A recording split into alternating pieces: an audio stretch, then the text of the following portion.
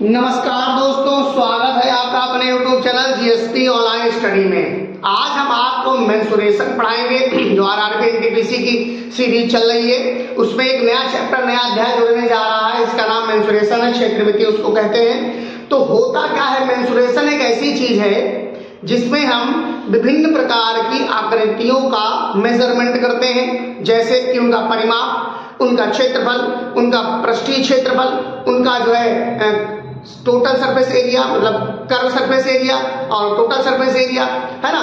तो इन्हीं सब के बारे में, संपूर्ण पृष्ठ, वक्र पृष्ठ के बारे में पढ़ेंगे। इन्हीं सब के बारे में इसमें हम आपको जानकारी देंगे।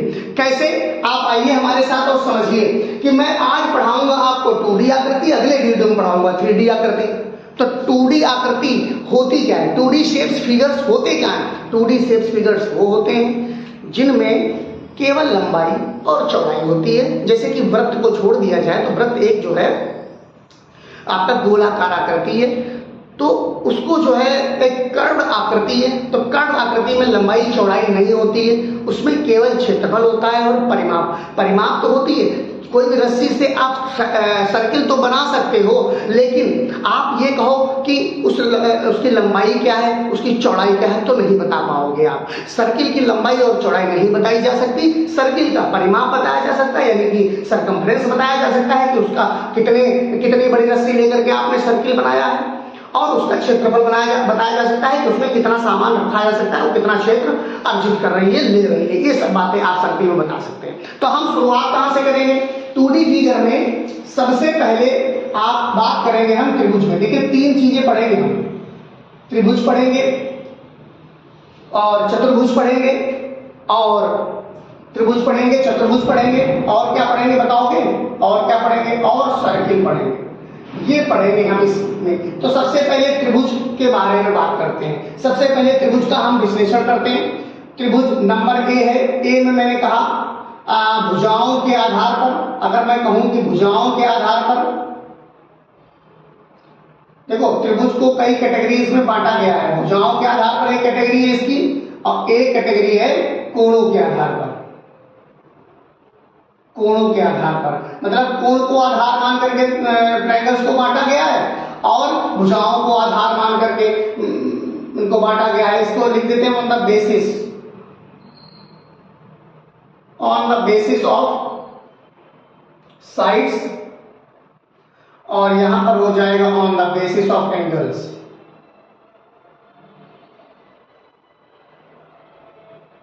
On the basis of angles, ये साइड्स के एंगल्स। आप देखिए भुजाओं के आधार पर त्रिभुज 3 तो इसको सबसे पहले कहते हैं समबाहु त्रिभुज। अब देखिए समबाहु त्रिभुज, समबाहु त्रिभुज इसको कहते हैं समबाहु त्रिभुज।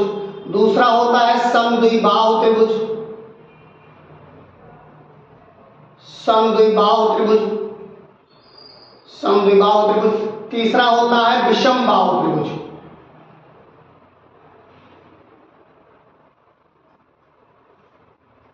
ठीक है, इसको कहते हैं इक्विलैटरल ट्रायंगल, इसको कहते हैं आइसोसेलेस ट्रायंगल, इसको कहते हैं स्केलर ट्रायंगल। बात समझ लो पहले, फिर आ जाओ कोणों के आधार पर। कोणों के आधार पर कैसे बांटा गया है मैं बताता हूं। सबसे पहले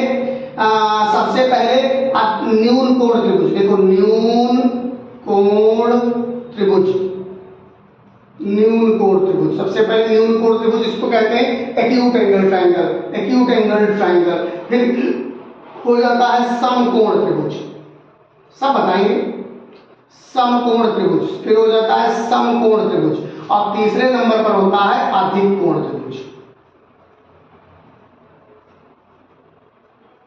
इससे अच्छी वीडियो आपको क्षेत्रमिति की मिल ही नहीं सकती। अधिक कोण त्रिभुज अब आपको बारी बारी से बताएंगे इसमें क्या है।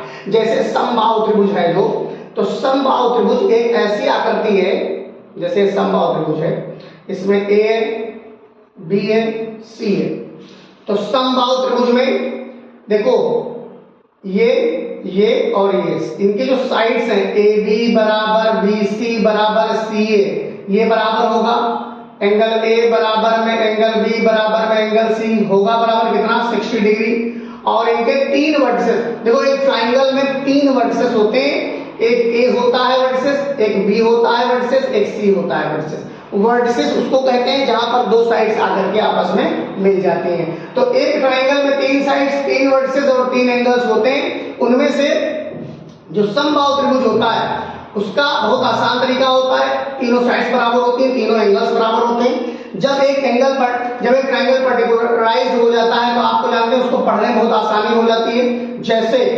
जैसे मैं आपको कहूं कि परिमाप आपको निकालना है, परिमाप समबाहु त्रिभुज का परिमाप, चित्र तो बनाइए, इसको मैं नहीं लिखूंगा। समबाहु त्रिभुज का परिमाप क्या होता है तो आपसे कह दें 3 इंटू साइड होता है।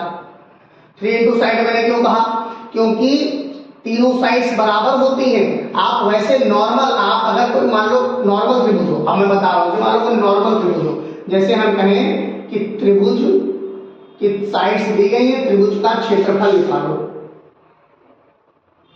तो त्रिभुज का क्षेत्रफल ह्यूजेंस फार्मूला एक है, उससे निकल आता है under root S, S minus A, S minus B और एस माइनस सी, जहां एस होता है a plus B plus C by 2, अर्ध परिमाप जिसको बोलते हैं, ये हो गया। अब आपसे कहें कि नॉर्मल कोई त्रिभुज है उसका परिमाप निकालो, कोई नॉर्मल त्रिभुज का परिमाप आपको निकालने के लिए कहते हैं हम। तो नॉर्मल त्रिभुज का परिमाप क्या होता है, अगर मान लो हम इसको ऐसे मान लो, कोई त्रिभुज ऐसे मान लिया इसको, ये त्रिभुज है मान लो, ये है, ये ए है, ये बी है, ये सी है, तो इसका परिमाप हो जाता है ए प्लस बी प्लस सी, ठीक है, अलग अलग हो जाता है। बट ये तो ह्यूजेंस फार्मूला है, तो दुनिया के किसी भी ट्रायंगल का एरिया आप निकाल सकते हो, अगर तीनों साइड्स दी गई और वो कुछ जाए चाहे ना जाए, तीन साइड्स दे दी जाए, परिमाप निकाल सकते हैं। बट यहाँ पर क्या है, पर्टिकुलर है समबाहु त्रिभुज है, तो इसका परिमाप 3 इंटू साइड हो जाएगा। इसका क्षेत्रफल जो हो जाएगा, इसका क्षेत्रफल जो हो जाएगा 1/3/4 और साइड का स्क्वायर। इसको हम लिख सकते हैं 3a और इसको लिख सकते हैं √3/4a²। बात समझ लीजिए, ऐसे होता है। कुछ नहीं जानना, कुछ नहीं समझना हमको, आपको बस इतना समझना है कि ये तीनों साइड्स कितनी है, ए, ये भी ए, ये भी ए, क्योंकि ये समबाहु त्रिभुज है। ठीक है, बात समझ गए आप? एक नंबर की बात आपको समझ में आ गई। दूसरे नंबर की बात हम ये वाली करेंगे, समद्विबाहु त्रिभुज क्या होता है। देखिए, समद्विबाहु त्रिभुज में ए बी सी होता है, इसमें ए और ए तो बराबर होता है, आप समझिएगा, ए और ए तो बराबर होता है लेकिन आधार बराबर नहीं होता है। तो इसमें हम ये लिखते हैं कि ए बी बराबर ए सी होता है, तो एंगल बी बराबर एंगल सी भी होता है। ये तो मान के चलो, अगर साइड्स बराबर है तो उनके कोण भी आपस में बराबर होंगे। तो इसका परिमाप अगर हम निकालने के लिए कहें, इसका परिमाप अगर निकालने के लिए कहें तो 2a प्लस b हो जाएगा। और इसका अगर क्षेत्रफल निकालने के लिए कहें, इसका क्षेत्रफल निकालने के लिए हमको जानते हो क्या करना पड़ता है, मैं आपको बता दूं इसका क्षेत्रफल। भाई हाइट एल्टीट्यूड आप ये समझो, अगर चाहे समबाहु त्रिभुज हो और चाहे वो समद्विबाहु त्रिभुज, दोनों में एल्टीट्यूड होते हैं, दोनों में एल्टीट्यूड होते हैं, क्योंकि वो सामने वाली साइड्स को दो भागों में बराबर बराबर बांट देते हैं। ये भी a/2 हो जाता है, ये भी a/2 हो जाता है, ये b/2 हो जाता है, ये b/2 हो जाता है। अब अगर हम मान लो h निकालें, भाई अगर इसमें फार्मूला लगाएं त्रिभुज का क्षेत्रफल का, इसमें ये फार्मूला लगेगा, त्रिभुज का क्षेत्रफल 1/2 बेस इंटू हाइट होता है, 1/2 बेस इंटू हाइट होता है। तो इसमें हमको तो बेस ही नहीं पता, तो निकाल लो पाइथागोरस से। पाइथागोरस से निकालो। पाइथागोरस से कैसे निकालोगे आप ये समझिएगा। पाइथागोरस ने क्या कहा कि अगर हम कर्ण का स्क्वायर करें, कर्ण का स्क्वायर, पाइथागोरस ने कहा कि अगर हम कर्ण का स्क्वायर करें और लंब के स्क्वायर में आधार का स्क्वायर अगर हम जोड़ दें तो वो दोनों बराबर हो जाते हैं। तो यहाँ पर मेरे बच्चों, यहाँ पर आप समझिएगा कर्ण कितना है, कर्ण यहाँ पर a स्क्वायर है, जो कि 90 के सामने है, कर्ण a स्क्वायर है, और यहाँ पर ये b स्क्वायर है, b स्क्वायर बाई 4 और प्लस का h स्क्वायर है। तो अगर हम इसको देखें तो a स्क्वायर माइनस का b स्क्वायर अपॉन 4 बराबर में h स्क्वायर। तो ये कह लो कि 4a square minus b square upon में 4 बराबर में h स्क्वायर। अब इसको अगर हम h इसके ऊपर कर दें तो ये हो जाएगा हमारा, यहीं पर लिख देते हैं ताकि आपको दिखे। तो ये हो जाएगा 4a² माइनस b² और बाहर ले लो 4, ये आ गया आपका h, ये h आ गया। अब आप मान लो इसमें h डालोगे तो 1/2 बराबर में क्षेत्रफल है ना, यहाँ पर क्षेत्रफल 1/2 बेस कितना है, बेस है आपका पूरा b, अब इनटू में 1/2 अंडर रूट में 4a² माइनस b²। आप हमेशा ये याद रखना 1/4b under root 4a² minus b², ये क्षेत्रफल होता है आइसोसेलेस ट्रायंगल का, समद्विबाहु त्रिभुज का क्षेत्रफल ये होता है। बात समझ में आ रही होगी। तो इसी तरीके से हम क्षेत्रफल इसका निकालते हैं। विषमबाहु त्रिभुज के बारे में मैंने पहले जानकारी दे दी आपको। विषमबाहु त्रिभुज में अगर 3 साइड्स दी गई हैं तो ये फार्मूला लगाएंगे, 3 साइड्स दी गई हैं तो ये फार्मूला लगाएंगे, ये पूरा फार्मूला लगाएंगे, इसको हीरोज फार्मूला कहते हैं। अगर साइड नहीं दी गई है, मान लो ट्रायंगल दिया गया है और उसमें एक ये हाइट दे दी गई है, ये मान लो आपका h है और ये बेस इतने केवल दिया गया है, तो 1/2 बेस इनटू हाइट फार्मूला होता है। बात समझ? इस तरीके से पहले इंट्रो क्लास कर ली जाए, फिर सवाल तो आपको हम बताते ही रहेंगे, सवाल बताने में परेशानी नहीं है, समझना जरूरी है कि अब ये वीडियो इसी तरीके से बन पाएगा, इसी में काफी बड़ा और ज्यादा जानकारी हम आपको देना चाह रहे हैं, तो एक एक करके वीडियो समझ लेंगे, कोई दिक्कत आने वाली है नहीं। अब आप कोणों के आधार पर त्रिभुजों को समझ लीजिए, कोणों के आधार पर त्रिभुजों को समझ लीजिए। आप ये समझिए, पहला नंबर है न्यून कोण त्रिभुज।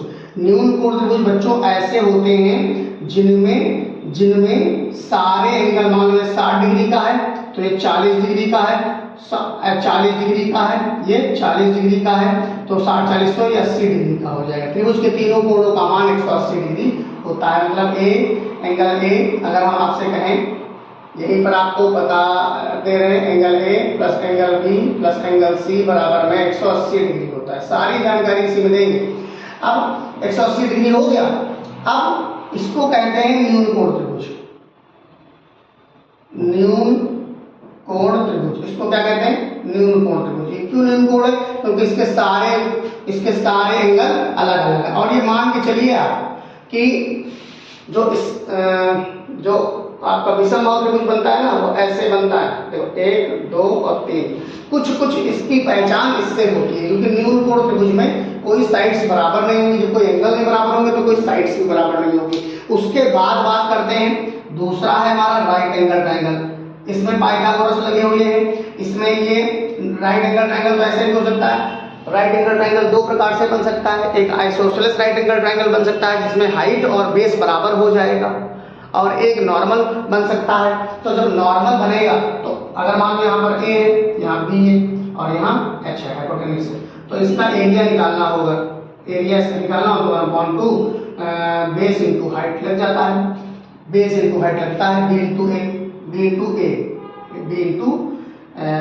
ये लग जाता है एरिया निकालने के लिए। ठीक है, मान के चल रहे हो। लेकिन अगर मान लो ये भी हो बराबर हो तो फिर इसका 1/2 a² हो जाता है। मतलब isosceles triangle, isosceles right angle triangle का जब एरिया निकालोगे तो 1/2 a² हो जाएगा।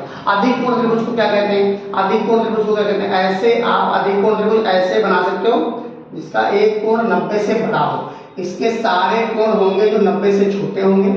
इसका एक कोण, कोई एक कोण, मान लो ये आपका 150 डिग्री है तो ये पॉसिबल है, ये 150 डिग्री बचा, ये 15 का मान लो, ये 15 का मान लो, 15 का मान लो, तो ये क्या हो गया? ये अधिक कोण त्रिभुज हो गया, क्योंकि एक एंगल इसका 90 से बड़ा है। एक एंगल जो है इसका 90 से बड़ा है और 180 से छोटा होना चाहिए। थीटा का जो मान है वो 180 से छोटा और 90 से बड़ा होना चाहिए। यहाँ थीटा का जो मान है वो 0 से बड़ा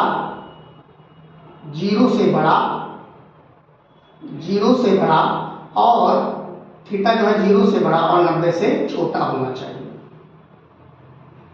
तो ये वीडियो बताइए आप हमको कैसी लगी, और अगर आपको इसमें जरा सा भी कुछ समझ में आया है तो वीडियो को लाइक सब्सक्राइब शेयर जरूर करिए। 6 प्रकार के ट्रायंगल्स मैंने आपको पढ़ाए, 3 कोणों के आधार पर, 3 आपके जो है भुजाओं के आधार पर। अगले वीडियो में आपको हम पढ़ाएंगे चतुर्भुज, क्योंकि देखिए अलग अलग से करेंगे तो और अच्छा समझ में आएगा। कुछ इसके सवाल भी कर लेते हैं तो आपको और अच्छा समझ में आ जाएगा।